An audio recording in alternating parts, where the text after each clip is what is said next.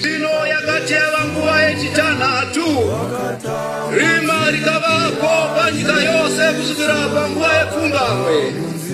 Nenguva yepfumbamwe Jesu akadana nezwi guru achiti, Eloi, Eloi, lama sabakitani. Nokuti kana zvichishaturwa, Mwari wangu, Mwari wangu, mandisireiko?